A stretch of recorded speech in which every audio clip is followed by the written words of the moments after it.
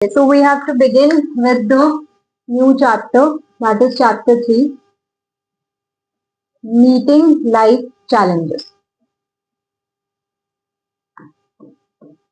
और सबसे बड़ा चैलेंज है लाइफ में stress. So that is what we are going to cover in this chapter. Now what do you think is stress?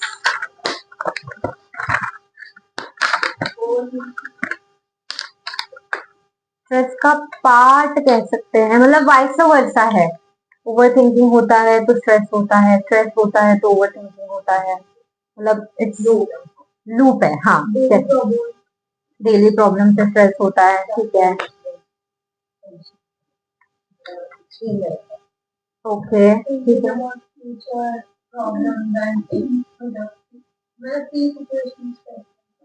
ठीक है,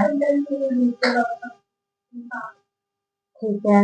can be a kind of stress. Okay, yes. So yes, these all things are the stress. अब कोई भी challenge हो हमारी life में, कोई भी प्रॉब्लम हो, कोई भी डिफिकल्ट सर्कमस्टांस हो, वो हमें कहीं ना कहीं स्ट्रेस में डालता है. लेकिन अगर हम अपने स्ट्रेस को अच्छे तरीके से हैंडल कर सकते हैं तो जो स्ट्रेस है कहीं ना कहीं प्रोबेबिलिटी बढ़ा देता है हमारे प्रॉपर सर्वाइवल का. क्योंकि आपको अगर कुछ चीजों में स्ट्रेस नहीं होगा तो आप अपना 100% नहीं दोगे. इसलिए अगर आप सही तरीके से स्ट्रेस को हैंडल करोगे तो सर्वाइवल की प्रोबेबिलिटी और एनहांस कर देगा. ठीक है. जो स्ट्रेस होता है उसको यहाँ पर कंपेयर किया गया है इलेक्ट्रिसिटी से. अब जो इलेक्ट्रिसिटी होती है एक तरीके से जब वो तारों में दौड़ती है इलेक्ट्रिसिटी तब जाके आपको लाइट मिलती है. तो ऐसे ही जो स्ट्रेस होता है वो कहीं ना कहीं एक एनर्जी देता है आपको. आपका ह्यूमन अराउजल बढ़ाता है, जिसकी वजह से आपका अगर अराउजल बढ़ेगा तो कहीं ना कहीं आपकी परफॉर्मेंस भी जो है वो बढ़ेगी, क्योंकि आपका अराउजल बढ़ रहा है. इफ हैंडल्ड प्रॉपरली, हम वही तो बोल रहे हैं ना. ठीक है. अगर तुझे स्ट्रेस है कि सैटरडे को एग्जाम है तो तू पढ़ेगी उसके लिए. बट अगर तू ऐसा सोचेगी कि ओ ये मेरी जिंदगी का आखिरी एग्जाम है, इसके अलावा अगर इसको क्रैक नहीं किया तो इसके अलावा तो कुछ है ही नहीं, जिंदगी खत्म है, दुनिया खत्म है, दैट इज स्ट्रेस. ठीक है. हाँ, वो हम समझेंगे कि नेगेटिव स्ट्रेस और पॉजिटिव स्ट्रेस क्या होता है. ठीक है. हाँ, बट अभी के लिए यस, लेमैन लैंग्वेज में we can say negative stress and positive stress. ठीक है.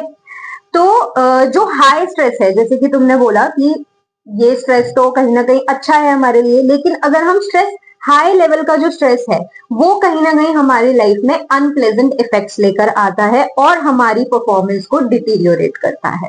तो एक सही अमाउंट ऑफ स्ट्रेस की जरूरत है अगर आपको अच्छा परफॉर्म करना है तो. इसके अलावा अगर हम इसका ऑपोजिट देखेंगे तो अगर आप हद से ज्यादा स्ट्रेस ले रहे हो तो वो भी आपके लिए प्रॉब्लमैटिक है, हद से कम स्ट्रेस ले रहे हो तो वो भी आपके लिए प्रॉब्लमैटिक है, क्योंकि फिर आपके अंदर एक मोटिवेशन नहीं होगा to perform at something. So that is why higher stress will lower down your or will deteriorate the performance, or lower stress will somehow not be able to motivate you to give performance. ठीक है. So it is important to remember that not all stress is inherently bad or destructive. तो कुछ stress की हमें जरूरत होती है और कुछ स्ट्रेस अगर आप उसको ज्यादा बढ़ा देते हो तो वो आपके लिए डिस्ट्रक्टिव है या आपकी बॉडी के लिए डिस्ट्रक्टिव है. तो इस तरीके से अगर हम देखें तो जो स्ट्रेस है सबसे पहले है अस्ट्रेस. अस्ट्रेस जो होता है, it is the term used to describe the level of stress that is good for you and is one of person's best assets for achieving peak performance and managing minor crisis. ठीक है. तो जैसे कि मैंने बोला कि अगर तुम्हारा सैटरडे को टेस्ट है तो तुम्हें जो परफॉर्मेंस का जो प्रेशर आएगा, जो तुम्हें मोटिवेशन आएगा, वो आपका अस्ट्रेस है, क्योंकि वो आपको हेल्प करेगा ताकि आप परफॉर्म करके दिखा सको टेस्ट के अंदर. लेकिन हर अस्ट्रेस के अंदर ये एबिलिटी होती है कि वो बन सकता है डिस्ट्रेस. हाँ, एग्जैक्टली. मैंने वही बात बोली ना कि अगर तुम ये सोच रहे हो कि हाँ ओके मेरा टेस्ट है, मैं अच्छा परफॉर्म करूंगी, मैं पढ़ के जाऊंगी, मैं अच्छा परफॉर्म करूंगी, वो तुम्हारा अस्ट्रेस है. बट अगर तुम ये सोच रहे हो कि इस टेस्ट के अलावा तो पूरी जिंदगी में कुछ है ही नहीं, अगर इस टेस्ट में अच्छा नहीं किया तो पूरी जिंदगी खराब है, पूरी दुनिया खत्म हो गई है और कुछ ऑप्शन ही नहीं है, that has become your distress.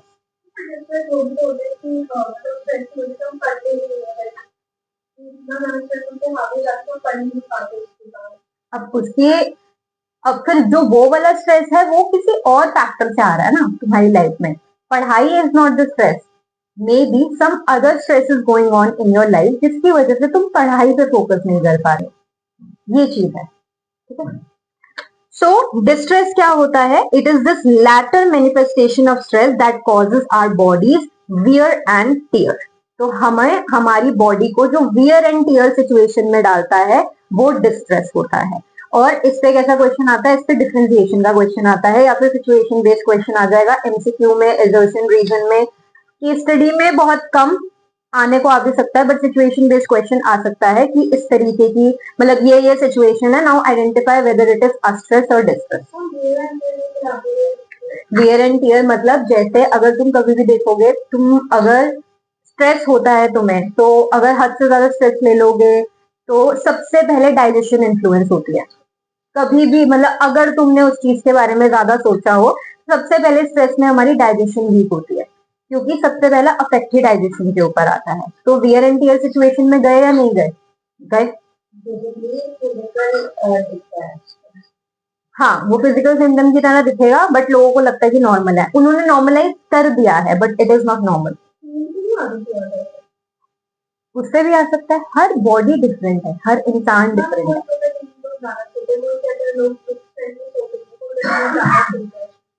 Again very करेंगे, सिम्टम्स हमेशा वेरी करेंगे. तुम किसी चीज को अब आगे चैप्टर में हम पढ़ेंगे कि कैसे तुम्हारे साइंस एंड सिम्टम्स बहुत डिफरेंट हो सकते हैं. तुम किसी चीज को स्ट्रेसफुल मान रहे हो या नहीं मान रहे हो, वो एक इंसान से दूसरे इंसान पे बहुत वेरी कर सकता है. सो दैट इज वाई कि अभी और आगे चैप्टर में चलते हैं तो तुम्हें सारे आंसर्स मिलेंगे. But wear and tier situation का मतलब यही है कि हेडेक हो जाना या फिर कॉन्सेंट्रेट ना कर पाना, वियर एंड टियर सिचुएशन में जा रहे हो. ठीक है.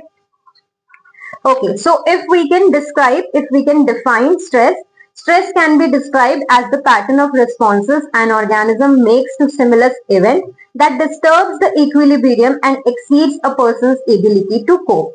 तो जो स्ट्रेस होता है एक पैटर्न ऑफ बिहेवियर है या फिर रिस्पॉन्स है जो कि एक ऑर्गेनिज्म एक स्ट्रेसफुल स्टिमुलस या स्ट्रेसफुल इवेंट पे देता है, जिसकी वजह से उसकी बॉडी का जो इक्विलिब्रियम है यानी कि जो बैलेंस है वो बिगड़ जाता है. ठीक है. और कहीं ना कहीं उसकी किसी भी सिचुएशन से, जो भी वो स्टिमुलस है या जो भी वो इवेंट है, उससे कोप करने की जो एबिलिटी बढ़ती है उसे हम स्ट्रेस बोलते हैं. ठीक है. दोनों चीजें तुम बैलेंस करके चलोगे तो कोई दिक्कत नहीं है. यही सीखोगे तुम इस चैप्टर में कि तुम कैसे अपना स्ट्रेस बैलेंस कर सकते हो. ठीक है. हाँ, ये डेफिनेशन है. एंड मेहल बोल रही थी, एक और स्टूडेंट है मेहुल, तो इसलिए कंफ्यूज हो गई. तो मैं तुम्हें दोनों नोट्स दूंगी. ठीक है. अगर बाय एनी चांस ऐसा हुआ कि क्रिस्प नोट्स में वो नहीं है, डेफिनेशन नहीं है, definition you can not crisp, definition वही आएंगी जो है. ठीक है. तो दोनों नोट साथ में लेकर बैठना जब भी पढ़ाई करोगे. ठीक है. ओके. अब जो स्ट्रेस वर्ड है वो निकला है लैटिन वर्ड स्ट्रिक्टस से. स्ट्रिक्टस का मतलब होता है एक तरीके से टाइट या फिर नैरो. अब तुम कभी भी देखना, जब भी तुम्हें स्ट्रेस होता है तो हमें बहुत ज्यादा चोकिंग फील होता है, बहुत टाइट, ऐसा लगता है किसी ने जकड़ रखा है. ठीक है. तो वहीं से ये टर्म निकाली है हमने, इसलिए हमने इसको स्ट्रेस का नाम दिया है, क्योंकि लैटिन वर्ड स्ट्रिक्टस का मतलब है नैरो और टाइट. हाँ, बेसिकली यू फील चोक्ड कहीं, मतलब अब हर इंसान डिफर कर सकता है, तो तुम्हें मुझे कहीं और फील हो सकता है, तुम्हें कहीं और फील हो सकता है, लेकिन वो चोकिंग वाली फीलिंग जरूर फील होती है. ठीक है. Okay, so the word stress has its origin in the Latin word strictus, meaning tight or narrow, and stringere, the verb meaning to tighten. These root words reflect the internal feelings of tightness and constriction of the muscles and breathing reported by many people under stress. Stress is often explained in terms of characteristics of the environment that are disruptive to the individual. अब क्योंकि ये जो internal feelings हैं, ऐसी ही internal feelings हमें stress के दौरान होती है, इसलिए हमने ये सब यहां से निकाला है, ठीक है। ओके, अब कुछ और इंपॉर्टेंट टर्म्स हैं, वो हैं जैसे स्ट्रेसर्स। स्ट्रेसर्स क्या होते हैं? If you want to give a try. तो हमारे एनवायरनमेंट में ऐसी कोई भी चीज जो हमें स्ट्रेस दे रही है, that is a stressor. So these are the events that cause our body to give the stress response. Such events include noise, crowding, a bad relationship, or the daily commuting to school or office. Okay. Next is strain. Now what is strain? बहुत common term है, हम बार बार use करते हैं।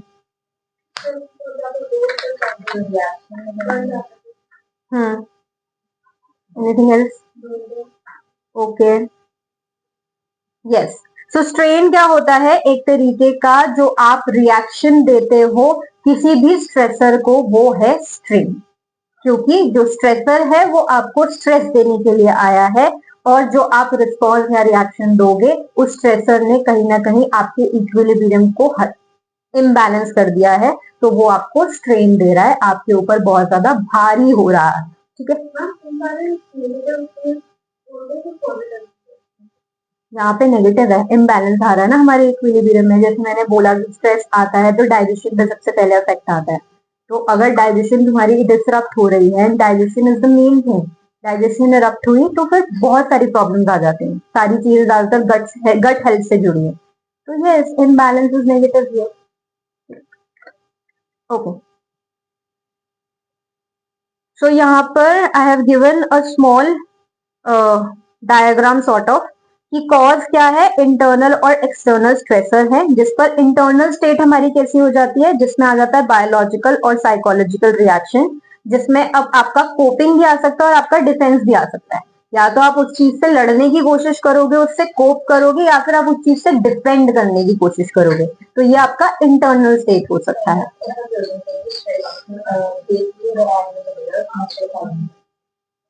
हाँ, defence है ये, yes yes yes, ठीक है। इसका रिजल्ट क्या होगा? चैलेंज टू बी ओवरकम और इलनेस और स्ट्रेन। तो या तो आपका, अगर जब आपको इंटरनली ऐसा फील होने लगता है, तो या तो आप उसको चैलेंज की तरह लेते हो, या फिर बॉडी में कोई इलनेस आ जाती है, या फिर स्ट्रेन बहुत ज्यादा बढ़ जाता है। तो इन दोनों में से, इन तीनों में से कोई एक चीज हो सकती है।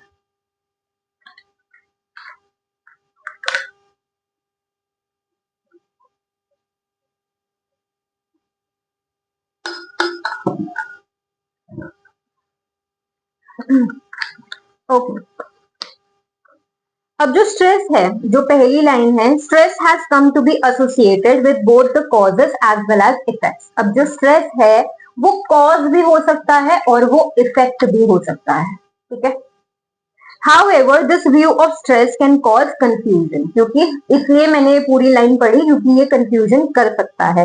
इसलिए इसके लिए भी एक और मॉडल आया, हैंस सिलाई, जो कि father of modern stress research है। उन्होंने स्ट्रेस को डिफाइन किया as the non specific response of the body demand, that is regardless of the cause of the threat, the individual will respond with the same physiological pattern of reaction.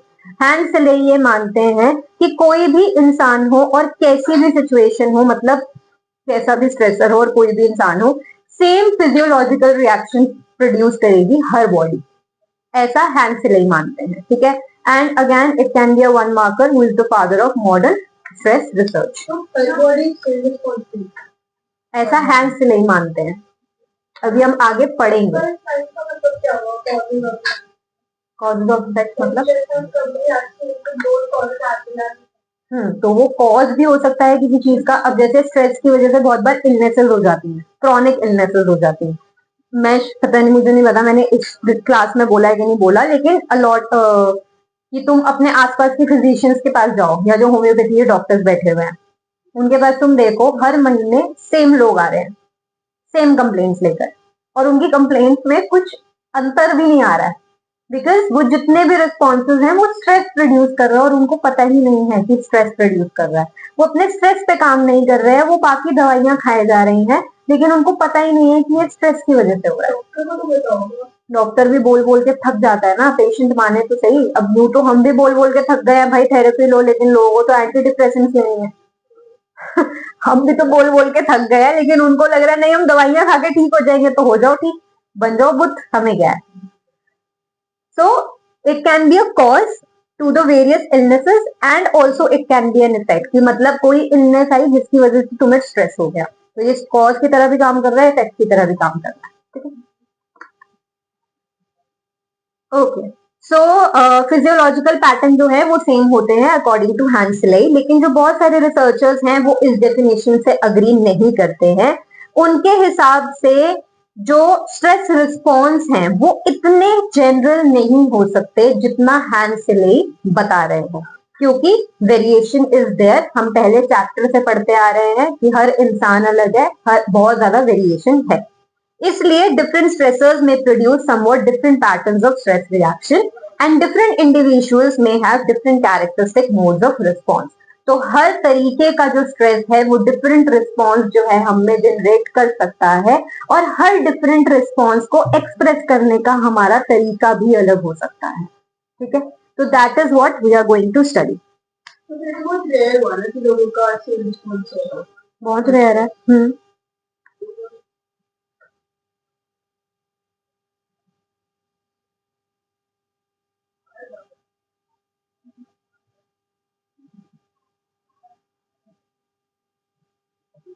General model of stress processes. अब ये जो model है वो describe करता है stress process को on the basis of the cognitive theory of stress propounded by Lazarus and his colleagues. हम क्यों बोल रहे हैं कॉग्निटिव थ्योरी, क्योंकि यहाँ पर बात आ जाएगी सब कुछ कॉग्निशन के बारे में, यानी कि परसेप्शन के बारे में। ठीक है, इसलिए हमने इसको कॉग्निटिव थ्योरी से रिलेट किया है। अब लिजारस ये मानते हैं कि हम किसी भी सिचुएशन को स्ट्रेसफुल मान रहे हैं या नहीं मान रहे हैं, उसके बेसिस पर हम दो तरीके की इंटरप्रिटेशंस करेंगे, यानी कि अप्रेजल्स करेंगे। अप्रेजल्स शब्द ही यूज करना है, इंटरप्रिटेशन लिख लो अपने लिए कि इसका मतलब क्या होता है। So an individual's response to a stressful situation largely depends upon the perceived events and how they are interpreted or appraised. Lazarus has distinguished between two types of appraisal. तो हम किसी भी स्ट्रेसफुल सिचुएशन पे कैसा respond करेंगे वो हमारे appraisal पर डिपेंड करता है, एंड अप्रेजल का मतलब है इंटरप्रिटेशन। अब लजारस ने दो तरीके की इंटरप्रिटेशन दी हैं, एक है प्राइमरी अप्रेजल और एक है सेकेंडरी अप्रेजल। अब अरे रुको,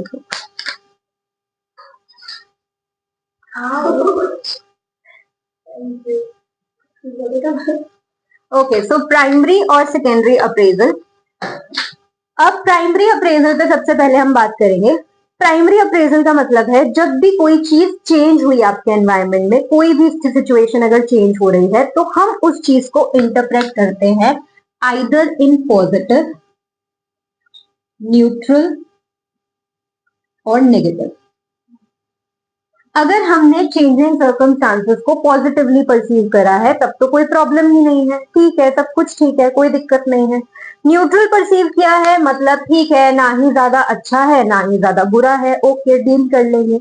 लेकिन अगर हम नेगेटिवली परसीव करते हैं तो कहीं ना कहीं देयर इज अ प्रॉब्लम, कि जो हमारे सामने जो सिचुएशन है या जो चेंजिंग सर्कमस्टांसेस हैं वो कहीं ना कहीं हमें नेगेटिवली परेशान करेंगे। ठीक है, अब अगर वो हमें नेगेटिवली परेशान करेंगे तो हम इस चीज को परसीव करते हैं इन इट थ्रेट, हार्म और चैलेंज। थ्रेट का मतलब है कि आगे चलकर ये सिचुएशन मुझे क्या नुकसान पहुंचा सकती है। थ्रेट का मतलब धमकी होता है, तो आगे मुझे क्या नुकसान पहुंचा सकती है। हार्म का मतलब है जो नुकसान ये ऑलरेडी पहुंचा चुकी है मैं वो एनालाइज करूंगी। चैलेंज का मतलब है कि ओके अब ये सिचुएशन आ गई है, लेकिन ये सिचुएशन मुझे सिखा क्या रही है, मैं इससे क्या बेटर निकाल सकती हूँ अपने लाइफ के लिए।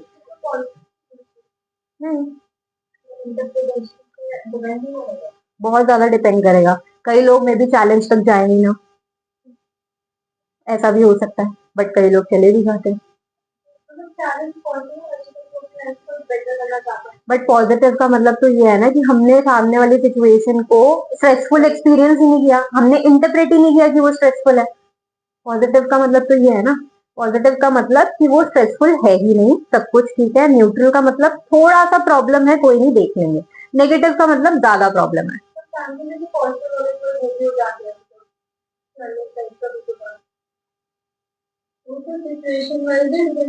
वो कोपिंग पे डिपेंड करेगा कि कौन सा इंसान कौन सी कोपिंग यूज कर रहा है। हर इंसान को पता होता है कि ये सिचुएशन स्ट्रेसफुल है, लेकिन वो क्या कोपिंग यूज कर रहा है उस पर डिपेंड करता है, जो कि अगेन हम आगे इस चैप्टर में पढ़ेंगे। ठीक है, तो अगर हमने नेगेटिवली परसीव किया है तो हम इवेलुएट करेंगे इस सिचुएशन को on the basis of threat, harm and challenge. ठीक है, अब हमने ये कर लिया।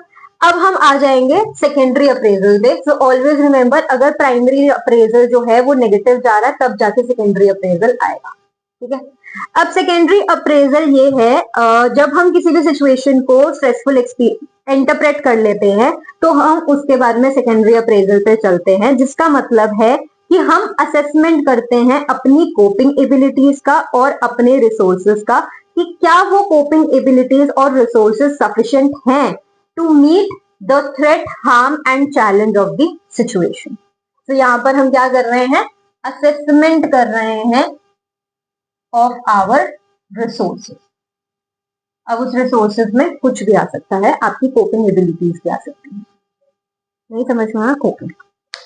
अब तुमने सपोज करते हैं, ऊपर वाला तो आ गया ना समझ में। अब तुमने सपोज करते हैं सिचुएशन को नेगेटिवली परसीव किया। ठीक है, अब तुमने ये भी इवेलुएट कर लिया है कि भाई जो भी चीज है। अब जब तुम नेगेटिव परसीव करोगे तभी जाकर हम सेकेंडरी अप्रेजल पे चलेंगे। मतलब अब एक चीज जो है स्ट्रेसफुल है, अब आगे की प्लानिंग भी तो करनी पड़ेगी। प्लानिंग करनी पड़ेगी, तो इसमें मैं क्या करूंगी, अब सेकेंडरी अप्रेजल में आता है मेरा असेसमेंट ऑफ रिसोर्सेज, कि मेरे पास में कितनी रिसोर्स है। क्या मेरे पास में पैसा है डील करने के लिए, क्या मेरे पास में सोशल सपोर्ट है डील करने के लिए, क्या मेरी कोपिंग एबिलिटीज इतनी अच्छी है कि मैं चेंज एनवायरनमेंट से डील कर लूंगी। इन सब चीजों की जो असेसमेंट आती है वो आती है सेकेंडरी अप्रेजल। नहीं हो सकता, क्योंकि अगर नेगेटिव तक आया नहीं तब तो कोई दिक्कत नहीं है। तभी तो मैंने बोला, तूने बोला प्राइमरी, तो फिर पॉजिटिव बोलना। अगर नेगेटिव में आई है तब तो आगे असेसमेंट करेगी ना, क्योंकि चैलेंजिंग सिचुएशन है। ठीक है, इसलिए मैंने पहला ही सेंटेंस ये बोला कि अगर तुम नेगेटिव परसीव कर चुके हो तो हम सेकेंडरी अप्रेजल पे चलेंगे।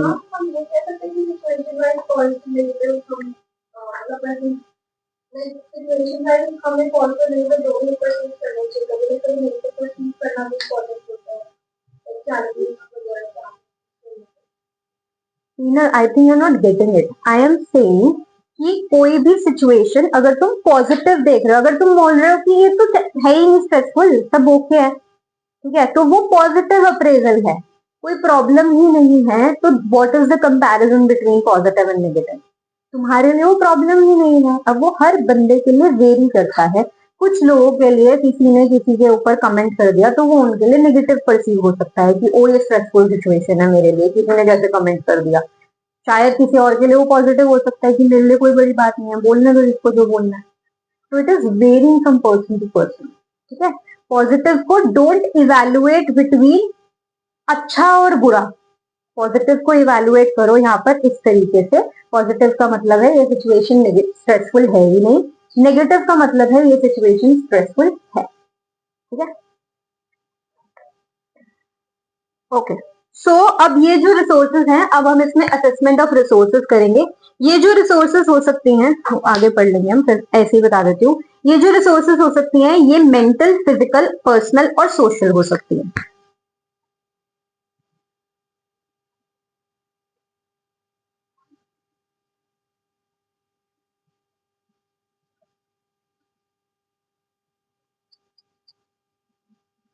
ठीक है, हम्म,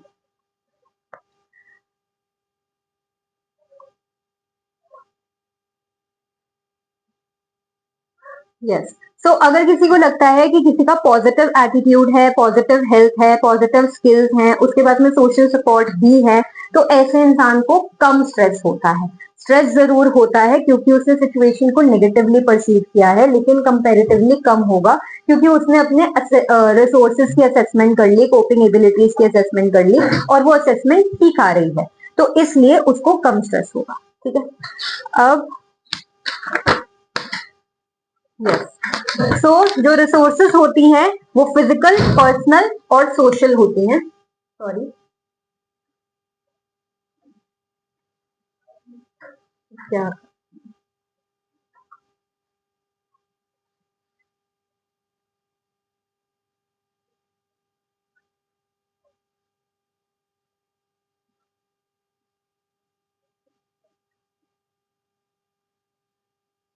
फिजिकल, पर्सनल और सोशल होती हैं हमारी रिसोर्सेज। फिजिकल का मतलब होता है मनी, क्योंकि सबसे पहले आप किसी भी स्ट्रेसफुल सिचुएशन से डील करने के लिए पैसा बहुत इंपॉर्टेंट है, चाहे वो खुशी हो चाहे गम हो, हर जगह पैसा चाहिए, तो फिजिकल रिसोर्स में आ जाता है मनी। सेकंड जो है पर्सनल, उसमें आ जाता है आपका कोपिंग एबिलिटी। देन सोशल में आ जाता है आपका सोशल सपोर्ट, आपके पास में कितने लोग हैं आपको कंसोल करने के लिए या फिर आपको हेल्प करने के लिए। अब कई बारी जो हमारा सोशल सपोर्ट है और फिजिकल सपोर्ट है वो हैंड इन हैंड चलता है कि हमारे पास इनफ मनी नहीं है तो हमारे दोस्तों ने चिप इन कर दिया, तो हमारे पास में रिसोर्सेज पूरे पड़ गए। तो कहीं ना कहीं all these things are very much important for us. Mental mental में तुम्हारे अपना पॉजिटिव थिंकिंग कि तुम कितने स्ट्रांग हो अंदर से, कि तुम उस चीज से डील कर लोगे, तुम्हारा पॉजिटिव एटीट्यूड है या नहीं है। जैसे कई लोगों की लाइफ में होता है कि बहुत छोटी सी भी चेंजेस आए तो हाय क्या हो गया, हाय क्या हो गया। कुछ लोगों की लाइफ में बड़े बड़े चेंजेस आ जाते हैं, उसके बावजूद भी हाँ ओके ठीक है कर लेंगे, हो जाएगा, देखा जाएगा, कर लेंगे, पहले भी करा दोबारा कर लेंगे।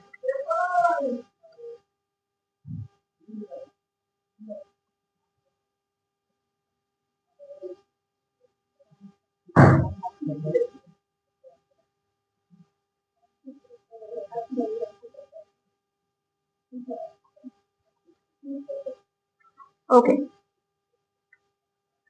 so this two-level appraisal process determines not only our cognitive and behavioral responses but also our emotional physiological responses to external events. तो हमारे cognitive responses भी यही दो appraisals decide करेंगे और हमारे behavioral और emotional responses भी यही दोनों decide करेंगे। इसके बाद में आ जाते हैं हम फैक्टर्स पर। क्या फैक्टर्स हैं जिनके बेसिस पर आप किसी भी सिचुएशन को प्राइमरी या सेकेंडरी अप्रेजल में डालोगे? ठीक है, यानी कि किसी भी चेंज सिचुएशन को आप नेगेटिव परसीव करोगे। फर्स्ट है पास्ट एक्सपीरियंस। अगर आपके पास्ट के एक्सपीरियंस में आपने इससे पहले ऐसी सेम सिचुएशन से डील कर रखा है तो आपको कंपैरेटिवली लेस जो है स्ट्रेस होगा, या फिर आप उस सिचुएशन को शायद उतना स्ट्रेसफुल इंटरप्रेट ही ना करो। ठीक है, तो past experience is very important. इसलिए हम बोलते हैं कि जब भी आपकी लाइफ में ऐसा कुछ आ रहा है तो रेजिलियंस के बेसिस पे हमें यही करना चाहिए कि पास्ट में जाओ कि पहले भी मैंने ऐसी सिचुएशन से डील कर रखा है, मैं दोबारा कर लूंगी, not a big deal. Experiential learning मतलब चैप्टर 1 में था कि मतलब आपने पास अच्छा, हाँ हाँ हाँ हाँ हाँ, यस यस, हाँ बिल्कुल, वो सोशल मीडिया बिल्कुल बिल्कुल बिल्कुल बिल्कुल बिल्कुल बिल्कुल, यस, ठीक है, वेरी वेल। नाक तो नहीं कटवाएंगे बाहर जाती है। नेक्स्ट फैक्टर जिस पर डिपेंड करता है कि आप किसी भी चीज को नेगेटिवली परसीव करोगे या नहीं, वो है कंट्रोलेबल। मतलब अगर आपको लगता है कि वो चीज, जो भी सिचुएशन चेंज हुई है वो मेरे कंट्रोल में है, तो आपको शायद कम स्ट्रेस होगा। लेकिन अगर आपको लग रहा है कि वो मेरे कंट्रोल में ही नहीं है तो आपको ज्यादा स्ट्रेस होगा। तो उसको ज्यादा स्ट्रेस होगा क्योंकि उसके लिए पहली बार है। ठीक है, और प्लस वो अगर कंट्रोल नहीं कर पा रहा तो उसको और ज्यादा स्ट्रेस होगा। ठीक है, इसके बाद में आ जाता है काइंड ऑफ स्ट्रेसर्स।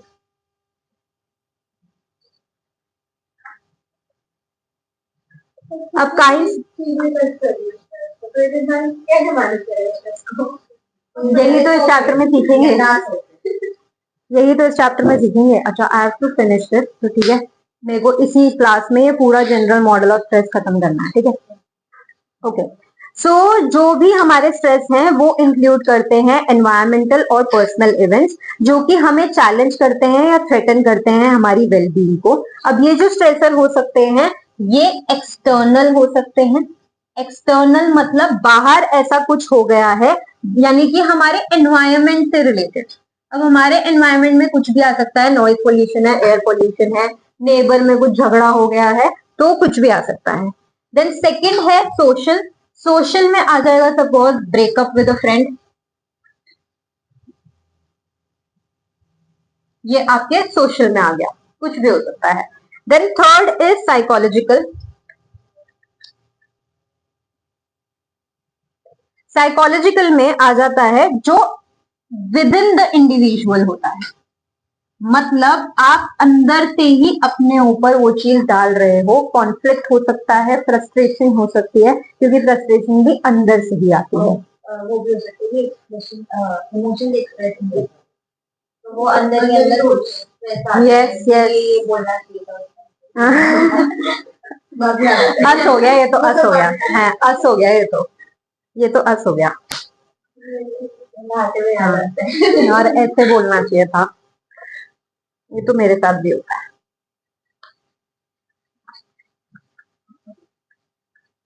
अगली बार बोलिए। ये तो बहुत ही अच्छी चीज है, लेकिन बी प्रिपेयर्ड कि नेक्स्ट टाइम अगर ऐसा कुछ होता तो मैं ये जवाब दूंगी। हाँ, वो कह रही है ना, note. Okay, next is stress appraisal.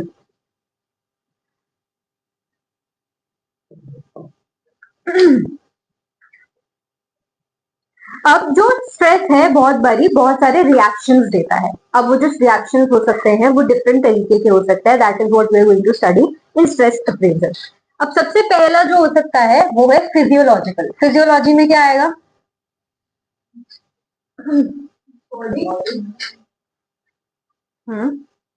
Body, ठीक है। तो फिजियोलॉजिकल लेवल में जो अराउजल होता है वो बहुत बड़ा रोल प्ले करता है इन स्ट्रेस रिलेटेड बिहेवियर्स में। अराउजल मतलब आपका एकदम से अटेंशन आपकी बढ़ जाना, आपका अराउज हो जाना। अब इसमें क्या होता है, जो हमारा हाइपोथैलेमस है, hypothalamus is the part of the brain,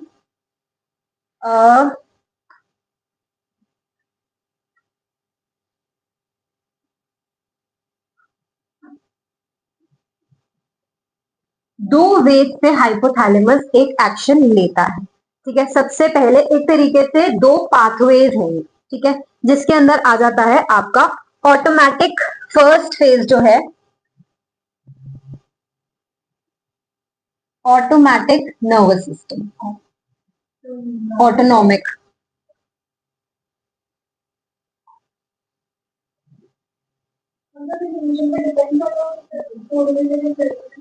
नहीं नहीं नहीं, दोनों चीजें साथ साथ होती हैं। फर्स्ट पाथवे है ऑटोनॉमिक नर्वस सिस्टम का। अब इसमें क्या होता है, जो एड्रेनल ग्लैंड है वो सिक्रीट करता है एपाइनफ्राइन एंड नॉरपाइनफ्राइन करके दो न्यूरोट्रांसमीटर्स, जो कि क्या करते हैं, आपको कहीं ना कहीं फाइट एंड फ्लाइट मोड में डालते हैं। फाइट एंड फ्लाइट मोड का मतलब क्या है कि या तो आप फाइट करोगे उस सिचुएशन से, या फिर फ्लाइट करोगे, वहां से गायब हो जाओगे। तो ये इसके पीछे कौन है? इसके पीछे एड्रेनल ग्लैंड है, जो कि एपाइनफ्राइन और नॉरपाइनफ्राइन नाम का न्यूरोट्रांसमीटर रिलीज कर रहा है, जो कि न्यूरोट्रांसमीटर फाइट और फ्लाइट रिस्पॉन्स ही जनरेट करते हैं। देन जो सेकेंड पाथवे है वो है पिट्यूटरी ग्लैंड का। पिट्यूटरी ग्लैंड क्या कर रहा है, सिक्रीट कर रहा है कॉर्टिसोल। कॉर्टिसोल क्या देता है हमें? Energy, energy to deal with the situation. अगर आपको फाइट भी करना है या फ्लाइट भी करना है तो एनर्जी तो लगेगी। तो कॉर्टिसोल रिलीज कर रहा है पिट्यूटरी ग्लैंड, और ये दोनों चीजें साइड बाय साइड कौन कर रहा है? हाइपोथैलेमस कर रहा है। कॉर्टिसोल वो उसका साइंटिफिक नेम है।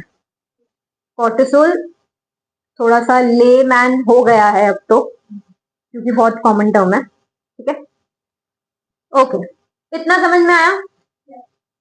देन नेक्स्ट जो रिएक्शन आता है वो आता है इमोशनल। इमोशनल में क्या आएगा? आपके जितने भी इमोशंस हैं, जितने भी इमोशनल रिएक्शन आप दे रहे हो to the experience of stress, जिसमें ज्यादातर नेगेटिव इमोशंस आ जाते हैं, जैसे आपका fear, anxiety, embarrassment, anger, depression और इवन डिनायल, ये सारा का सारा आपका इमोशनल में ही आता है। That is the emotional response of the body. आगे चलते हैं, नेक्स्ट जो है वो है बिहेवियरल। बिहेवियरल में आता है, अगर आपके इमोशंस चेंज हो गए हैं तो आपका जो बिहेवियर है वो भी चेंज होगा, और जो बिहेवियरल रिस्पॉन्सेज हैं वो ज्यादातर लिमिटलेस हैं, क्योंकि again the person is very much different. ठीक है, अब behavioural responses are virtually limitless. अब ये डिपेंड करता है स्ट्रेसफुल इवेंट के नेचर पर कि आप किस तरीके का बिहेवियरल रिस्पॉन्स जो है वो दोगे। आप फाइट, यूजुअली जो हम डिस्टिंग्विश कर सकते हैं वो या तो फाइट होता है या फ्लाइट होता है। हाँ, या तो फाइट हो सकता है या फिर फ्लाइट हो सकता है। फाइट का मतलब क्या है? अगेन आप फाइट करोगे या फिर आप फ्लाइट करोगे। तो ये दो ही रिस्पॉन्सेज जो कि हम कैटेगराइज करते हैं, लेकिन वैसे लिमिटलेस है, हर इंसान अपने तरीके से बिहेव करता है। Next is cognitive. कॉग्निटिव में आ जाता है आपके कॉग्निटिव रिस्पॉन्सेज, जैसे आपके बिलीफ अबाउट द थ्रेट और हार्म, या फिर जो भी इवेंट है आपका, कि या फिर आपका ये सोचना कि आपका कंट्रोलेबिलिटी को लेके क्या बिलीफ है, कि आप कंट्रोल कर सकते हो या नहीं कर सकते हो, उस बिलीफ पर भी डिपेंड करेगा आपका कॉग्निटिव। वो भी एक तरीके का आपका कॉग्निटिव रिस्पॉन्स ही है। अब इसमें जो मेन कॉग्निटिव रिस्पॉन्सेज आते हैं कि जो लोग होते हैं वो कॉन्सेंट्रेट नहीं कर पाते, इंट्रूसिव थॉट्स मतलब बार बार थॉट्स आना, रिपीटेटिव थॉट्स आना, और मॉर्बिड थॉट्स आना, यानी कि लगातार गंदे थॉट्स आना। फिजियोलॉजिकल और बिहेवियरल में, फिजियोलॉजी मेरा बेटा हमारे अंदर की बॉडी की बात हो रही है ना, बिहेवियरल मतलब जो बाहर दिखेगा। हाँ एग्जैक्टली, फिजियोलॉजिकल तो बायोलॉजिकल हो गई ना, तभी तो इसमें हमने न्यूरोलॉजी की बात करी। हाइपोथैलेमस आया, that is the brain part. ठीक है, इसके बाद में आ जाता है dimensions of stress. Dimensions of stress में क्या है? सबसे पहला है इंटेंसिटी। इंटेंसिटी मतलब अगर लो इंटेंसिटी होगी तो अगेन आपको कम स्ट्रेस होगा, हाई इंटेंसिटी होगी तो ज्यादा स्ट्रेस होगा। ड्यूरेशन ऑफ द स्ट्रेस, अगर ड्यूरेशन ज्यादा है, क्रॉनिक लेवल से चल रहा है स्ट्रेस, तो आपको ज्यादा प्रॉब्लम होगी। अगर वो छोटे समय में निपट गया तो आपको कम स्ट्रेस होगा। कॉम्प्लेक्सिटी का मतलब अगर आप उस चीज को सॉल्व ही नहीं कर पा रहे हो तो आपको ज्यादा प्रॉब्लम देगा एज कम्पेयर टू अगर वो चीज आपको इजी लग रही है तो आपको कोई दिक्कत ज्यादा होगी नहीं। इसके अलावा प्रिडिक्टेबिलिटी, अगर अनएक्सपेक्टेड है तो आपको ज्यादा प्रॉब्लम देगा, अगर प्रिडिक्टेबल था तो आपको शायद कम प्रॉब्लम देगा। ठीक है, तो जो आउटकम होगा स्ट्रेस का वो इन सारी चीजों पर बहुत ज्यादा डिपेंड करता है। इसके बाद में अगर तो पर्सन कैरेक्टरिस्टिक्स पे भी बहुत बड़ी डिपेंड करता है कि एक इंसान का स्ट्रेस का लेवल क्या होगा। जैसे पहला है physiological strength of that person.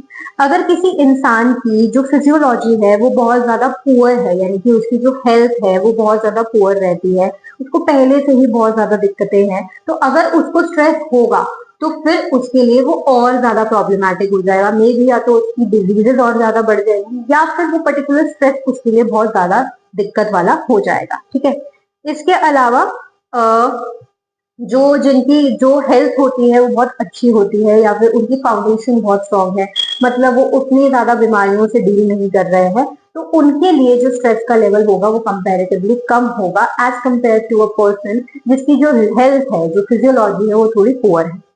Second है साइकोलॉजिकल कैरेक्टरिस्टिक्स। साइकोलॉजिकल कैरेक्टरिस्टिक्स में आ जाता है आपका मेंटल हेल्थ। आपका मेंटल हेल्थ अगर अच्छा है तो आप ऑब्वियसली कोई भी चीज अगर आपको लाइफ में स्ट्रेसफुल हुई है तो आपको वो उतना परेशान नहीं करेगी। ऑन द अदर हैंड अगर किसी की मेंटल हेल्थ पहले से ही खराब है तो उसको वो और ज्यादा स्ट्रेस देगा।